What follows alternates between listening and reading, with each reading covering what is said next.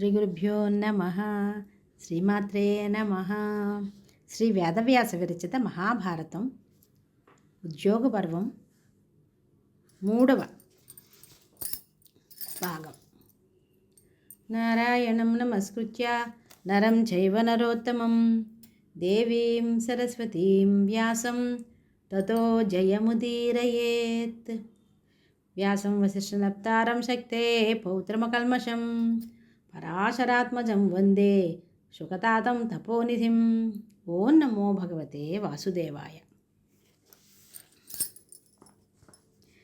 కథా ప్రారంభం. కృష్ణుడు అర్జునునితో, బావా, ఆయుధం పట్టను, యుద్ధం చెయ్యను అని ప్రతిజ్ఞ చేసిన నన్ను కోరుకున్నావు, ఏం తెలివి నీది అని ప్రశ్నించాడు. అర్జునుడు దానికి, బావా, యశోధనుడివైన నీవు నా పక్కన ఉంటే చాలు, మిగిలినదంతా నేనే చక్కపరుచుకుంటాను. నువ్వు నిలిచిన చోట కీర్తిగాంత నడయాడుతుంది, అదే నేను కోరుతున్నాను. నీ కరుణా కటాక్షంతో నేనొక్కడినే సర్వశత్రు సంహారం చేయగలను. నా రథానికి నిన్ను సారథిగా చూడాలని చిరకాలంగా ఉన్న వాంఛ అది తీరుతుంది అన్నాడు. ఉభయులు గాఢాలింగనం చేసుకున్నారు. అర్జునుడు వాసుదేవుని వద్ద సెలవు తీసుకుని వెనుతిరిగాడు. దూతల ద్వారా వార్త విన్న శల్యుడు పాండవులకు సాయపడడానికి బయలుదేరాడు తన సేనా సమూహంతో. మద్రదేశపు అలంకారాలు, ఆభరణాలు చూపర్లకు ఆకర్షణ కలిగిస్తున్నాయి. శల్యుడు బయలుదేరిన వార్త వింటూనే దుర్యోధనుడు వారి దారిలో విడిది మందిరాలు, భోజన పాన సౌకర్యాలు ఏర్పాటు చేశాడు. తన సేనలకు ఏ క్లేశము లేకుండా ఎక్కడికక్కడ సర్వసుఖాలు, క్రీడా విహార సౌకర్యాలు కల్పించిన వారు ధర్మజుని అనుచరులే అని శల్యుడు భావించాడు. మాకు సంతోషం కలిగించే రీతిలో స్వాగత సత్కారాలు నడిపేవారిని ఉచితంగా సన్మానించాలని ఉంది అన్నాడు. అంతవరకు మారువేషంలో ఉండి శల్యుని సేవించే దుర్యోధనుడు నిజరూపంతో ఎదుటికి వచ్చి నిలిచాడు. శల్యుడు పరమానందంతో కౌగులించుకుని కావలసింది కోరుకోమన్నాడు. నన్ను మీ వాడిగా భావించి మీరు మాకు సహాయం చేయాలి అని దుర్యోధనుడు అన్నాడు. దానికి శల్యుడు తప్పనిసరిగా అంగీకరించాడు. దుర్యోధన, మేము ఆడిన మాట తప్పం, నీకు సాయం చేస్తాం. ప్రస్తుతం ధర్మరాజు దగ్గరికి వెళ్ళి వారి యోగక్షేమాలు విచారించి వస్తాము అన్నాడు. మామా, వాగ్దానం విషయం మరవకుండా మీరు సత్వరం తిరిగి రావాలి అని చెప్పాడు దుర్యోధనుడు. శల్యుడు ఉపప్లావ్యం చేరాడు. ధర్మరాజాదులందరూ తమ మేనమామను గౌరవ సత్కారాలతో విడిది భవనంలోకి తీసుకెళ్లారు. కుశల ప్రశ్నలు ముగిశాయి. శల్యుడు వారితో, ఇంతకాలం మీరు క్లేశాలు పడి ఈనాటికి సుఖంగా ఉన్నారు, నాకు సంతోషంగా ఉంది. సత్యమార్గం విడవకుండా దాన ధర్మాలు సాగిస్తూ మీ పూర్వరాజర్షులు నడిచిన దారినే మీరు నడవాలి. లోకనీతి తెలిసిన నువ్వు శత్రువులను అవలేలగా జయించగలవు అని ఆశ్వాసన వాక్యాలు పలుకుతూ దుర్యోధనునికి తనకు జరిగిన సంభాషణ వివరించాడు. దానికి ధర్మరాజు, మామ, చాలా సంతోషం, నువ్వు వారికి ఇచ్చిన వరం మాకు ఉపయోగపడుతుంది. రేపు రణరంగంలో కృష్ణునితో సమంగా సారథ్యం వహించే శక్తి నీకే ఉంది. అర్జునునికి కర్ణునికి యుద్ధం సాగే సమయంలో నిన్ను వారి సారథిగా ఉంచుతారు. అప్పుడు కర్ణుని ఉత్సాహాన్ని, తేజస్సును కించపరుస్తూ ప్రసంగం సాగించు. దానితో వారి శౌర్యం సన్నగిలుతుంది అని ప్రార్థించాడు. శల్యుడు అలాగని తల ఊపి, కురుసభాభవనంలో పాంచాలికి జరిగిన పరాభవం, మీరు పడిన పాటలు విన్నాను. ఇక మీకు బాధలు లేవు. ఇప్పుడు గతాన్ని స్మరించి దుఃఖించవలసిన పని లేదు. దేవతలకే తప్పలేదు క్లేశాలు అని వృత్రాసురవధ కథను వినిపించి వారి వద్ద వీడ్కోలు తీసుకున్నాడు. మహారథికుడు సాత్యకి తన అక్షౌహిణీ సేనతో ధర్మరాజు దగ్గరికి వచ్చాడు. అలానే చేది దేశాధిపతి దృష్టకేతువు వచ్చాడు.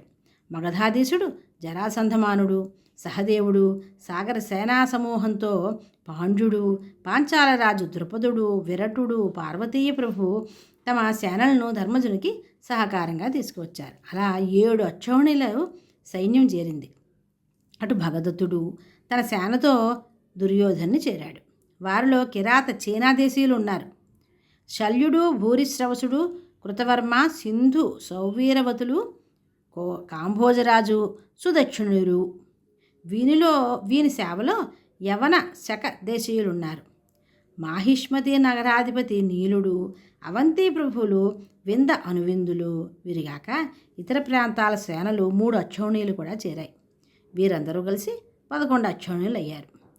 హస్తినాపురంలో ప్రముఖులకే విడిది భవనాలు చాలలేదు.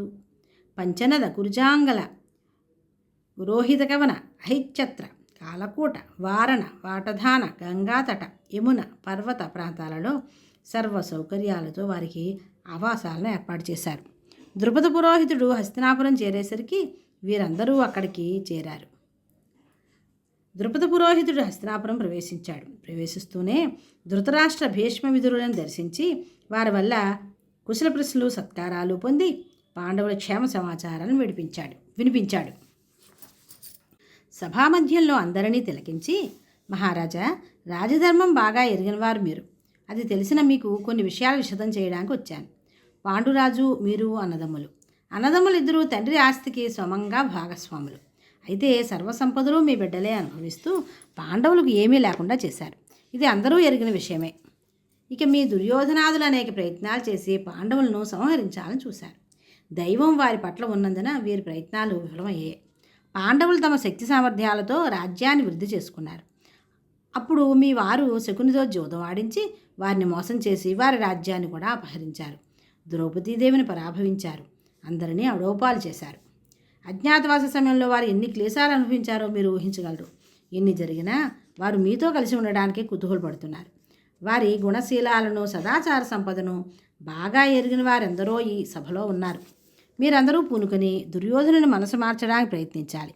యుద్ధం అవసరం లేకుండా తమ రాజ్యం తమకు వస్తే చాలునని పాండవులు భావిస్తున్నారు. దుర్యోధనుడు యుద్ధానికే సిద్ధంగా ఉన్నట్లుగా కనిపిస్తోంది. వారి బలం 7 అక్షోహిణీలు, మీ సేనాబలం 11 అక్షోహిణీలు కనుక మనమే బలవంతులమని దుర్యోధనుడు భావించడం పొరపాటు అవుతుంది. ఎందుకంటారా, సాత్యకి, భీమ, నకుల, సహదేవులు ఒక్కొక్కరు ఒక్కొక్క అక్షోహిణితో సమానం. అసలే 11 అక్షోహిణీలు ఒక్క అర్జునుని ముందు నిలబడలేవు. అంతకన్నా మహామహుడు వాసుదేవుడు. ధర్మజుని సేనాబలం, అర్జునుని గాంధీవ బలం, వాసుదేవుని బుద్ధిబలం, ఈ 3 కలిసిన నాడు వారి ముందు నిలబడగలవారెవరు?